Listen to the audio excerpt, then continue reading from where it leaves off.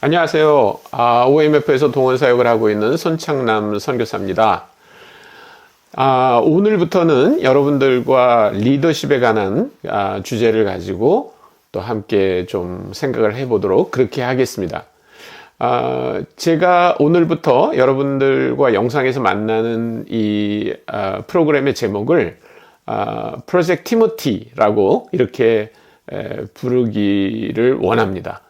프로젝트 티모티라고 하는 것은 OMF 내에서 리더들을 훈련하는 프로그램인데, 이 프로그램은 2001년부터 시작이 됐습니다. 그래서 아마 지금까지도 계속해서 OMF 안에서 일반 멤버들을 리더로 개발하는 그런 프로그램으로 아주 잘 자리 잡고 있는 그런 프로그램입니다.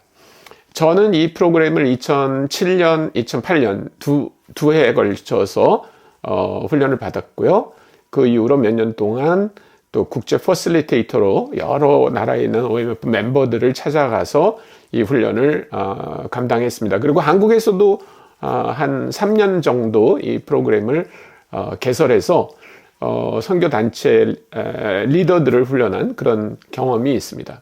그 후에는 이제 제가 하는 동원 사역이 좀 많아지면서 사실은 이 사역이 굉장히 중요함에도 불구하고 그거를 감당하지 못하고 쭉 오다가 작년에 이제 이 프로그램을 개설하지는 못하지만 이 프로그램 안에 있는 내용이 너무나 좋고 중요해서 일반에게 좀 알리는 게 좋겠다 이런 생각을 하고 있었어요. 그랬다가 조이 북스에서 이것을 책으로 내면 좋겠다는 제안을 받고 작년 말부터 이제 이 책을 쓰면서 이거를 다시 영상으로 좀 올려가지고 여러분들이 한번 또 리더십에 관한 것들을 생각하고 또 적용하고 이런 거에 도움이 될 수 있도록 영상을 제작하기로 했습니다. 제가 그 리더십에 관한 책을 한 20여 권 본 것 같습니다. 그런데 대부분은 크리스찬 리더십에 관한 얘기들은 주로 영적인 부분에 대한 얘기들, 그 다음에 성경에 나와 있는 여러 가지 원리들은 얘기하는데 실천적으로 이거를 어떻게 할 것인가에 대한 부분은 좀 약한 것 같아요. 잘못하면 너무 실천적인 부분을 얘기하면 마치 자기 개발서처럼 느껴지는 경우가 있는 것 같더라고요. 근데 저는 이 두 가지가 다 중요하다고 생각합니다. 매우 영적이지만 실천적이고, 또 실천적이지만 영적인 리더십 원리가 오늘날 우리 교회 또 우리 선교계에 가장 필요한 게 아닌가라고 생각을 하고, 그것을 아주 잘 녹여낸 것이 프로젝트 티모티라고 저는 생각을 합니다. 그래서 저는 프로젝트 티모티라고 제목을 정하지만 그 부제목으로 실천적이며 영적인 크리스찬 리더를 위한 일종의 가이드북 이런 것으로 제가 책을 쓰려고 했고, 그 내용의 일부를 여러분들과 영상으로 나누도록 하겠습니다. 그러면 왜 티모티 프로젝트인가? 그 티모티가 누구인가에 대해서 우리가 좀 알 필요가 있죠. 사도행전 16장을 보면 1절부터 디모데가 등장합니다. 바울이 더베와 루스드라에도 이름에 거기 디모데라 하는 제자가 있으니 그 어머니는 믿는 유대 여자요 아버지는 헬라인이라. 디모데는 루스드라와 이고니아에 있는 형제들에게 칭찬받는 자니 바울이 그를 데리고 떠나고자 할새 그 지역에 있는 유대인으로 말미암아 그를 데려다가 할례를 행하니 이는 그 사람들이 그의 아버지는 헬라인인 줄 다 알미러라.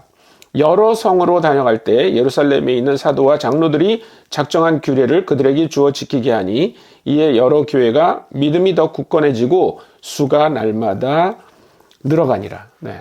여기 이제 디모데가 나타나고요. 이 디모데를 우리는 디모데라고 발음하지만 영어식으로는 이제 티모티 이렇게 발음을 하는데요. 이 디모데의 어머니가 유대인입니다. 굉장히 경건한 유대인이고 아버지는 헬라인입니다. 유대인들이 이렇게 유대인과 헬라인 사이에 혹은 유대인과 이방인 사이에 태어났을 때 자기가 유대인이라는 정체성을 가지려면 어머니가 유대인이어야 됩니다. 그러니까 아마도 이 디모데는 자기 아버지가 이방인임에도 불구하고 헬라인임에도 불구하고 그 어머니가 가지고 있는 민족적 정체성을 따라 자기는 유대인이라고 생각했던 것 같아요. 근데 할례를 받지 않았어요. 그래서 사도 바울은 이 디모데에게 할례를 행합니다. 그런데 사실은 그 16장 4절에 보면 여러 성으로 다녔다. 그 사도 바울이 이제 1차 전도 여행이라고 하는 13장, 14장에서 있었던 그 전도했던 지역을 다시 이제 16장부터 이렇게 다니는데, 그 지역을 다닐 때 했던 굉장히 중요한 목적이 뭐냐면 이방인들은 할례를 받을 필요가 없다라고 하는 예루살렘의 결정을 전해주는 겁니다. 그런데 정작 디모데를 데려갈 때 디모데는 할례를 행하게 하고 그렇게 데려갑니다. 그래서 아마 이 이후로 디모데는 사도 바울과 아주 한 팀이 돼가지고 이제 여러 곳을 여행하게 되고 교회들에게 영향을 미치게 되는데, 그래서 사도 바울의 서신을 보면 디모데와 바울이 함께 인사한다, 이런 얘기들이 굉장히 많이 있습니다. 그리고 아시는 것처럼 나중에 이제 사도 바울의 사역이 거의 마무리될 때 이 디모데가 하는 사역을 격려하기 위해서 디모데 전서와 디모데 후서를 써줍니다. 그러니까 이런 관계로 볼 때 아마 사도 바울이 잠재적인 리더로, 교회의 리더로 세우려고 했던 사람이 바로 디모데가 아닌가, 이렇게 생각이 됩니다. 그래서 이제 프로젝트 티모티라고 하는 말은 어떤 의미를 갖고 있냐면 디모데 같이 그렇게 잠재적인 리더를 개발하기 위한 프로그램입니다. 이런 말입니다. 저는 개인적으로 1990년에 인도네시아에 선교사로 갔다가 2001년에 이제 한국으로 돌아왔는데, 그때 돌아올 때는 한국 OMF 대표를 맡기 위해서 돌아왔습니다.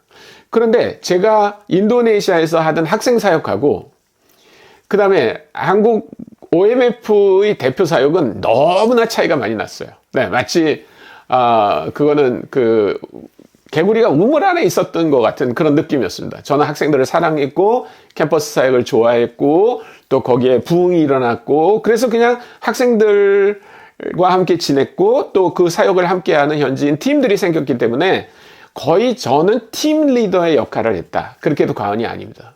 그런데 한국 OMF로 오니까 한국 OMF 멤버 자체가 한 7, 80명 됐지만 그분들뿐만이 아니라 그분들과 관련된 후원교회들, 그리고 또 이미 1000명이나 되는 멤버를 갖고 있는 국제본부와의 관계, 그 다음에 이사회의 관계, 이런 것들이 아주 많은 변수들을 가지고 있는 그런 조직이라는 사실을 알게 됐어요. 그러니까 마치 이제 그 우물 안에 있던 개구리가 세상 밖으로 탁 나온 것 같은 그런 느낌이었어요.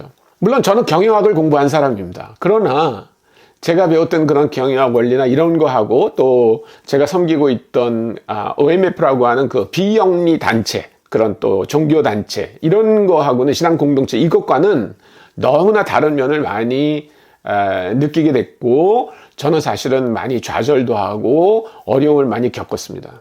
그래서 2007년에 저는 이제 대표직을 사임했습니다. 사실은 제 임기가 시작되고 두 번째 임기의 2년 만에 사임을 한 거기 때문에 뭐 어떻게 생각하면 제 마음속에 제가 실패했다는 그런 마음도 들었고, 제가 뭐를 잘못해서 이렇게 됐나, 이런 제 마음들도 많이 있었습니다. 물론 여러 가지 변수가 있었습니다. 단순히 제가 가지고 있는 단점만은 아니었지만 그럼에도 불구하고 저는 그런 아쉬움을 많이 느끼고 있었습니다.